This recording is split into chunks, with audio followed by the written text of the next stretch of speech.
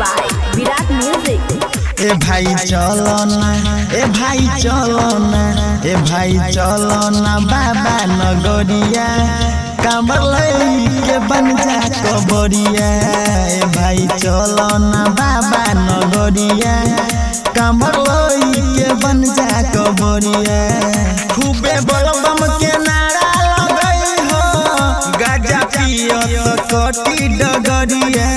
ए भाई चलो ना, ए भाई चलो ना, ए भाई चलो ना बाबा नगरिया कांवर लेके बन जा कबरिया। ए भाई चलो ना बाबा नगरिया कांवर लेके बन जा कबरिया।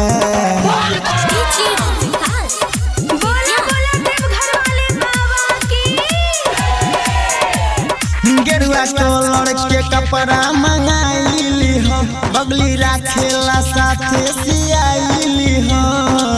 गाजा में खैनी मिलाइली हो, गाजा में खैनी मिलाइली हो, गाजा में खैनी मिलाइली हो। गेरुआ कलर के कपड़ा मंगाइली हो बगली राखेला साथे सियाइली हो। गाजा में खैनी मिलाइली हो, गाजा में खैनी मिलाइली हो, मिलाइली हो। भांग खाई के कमर हिलाई हो डीजे बाजत चली हो रही है। ए भाई चलो ना, ए भाई चलो ना, ए भाई चलो ना बाबा नगरिया कांवर लेके बन जा कबरिया। ए भाई चलो ना बाबा नगरिया कांवर लेके बन जा कबरिया।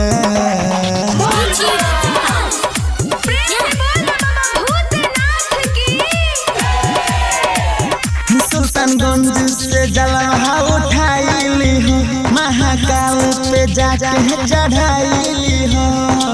बलबम के नारा लगाइली हो, बलबम के नारा लगाइली हो, बलबम के नारा लगाइली हो। सुल्तानगंज से जलवा उठाइली हो महाकाल पे जाके चढ़ाइली हो।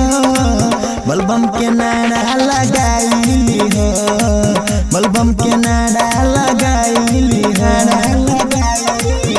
राइटर राकेश धर्मेंद्र धड़कन लेके जाता बेगजा पटरिया।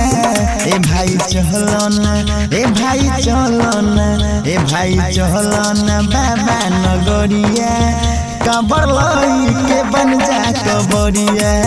ए भाई चलो ना बाबा नगरिया कांवर लेके बन जा कबरिया।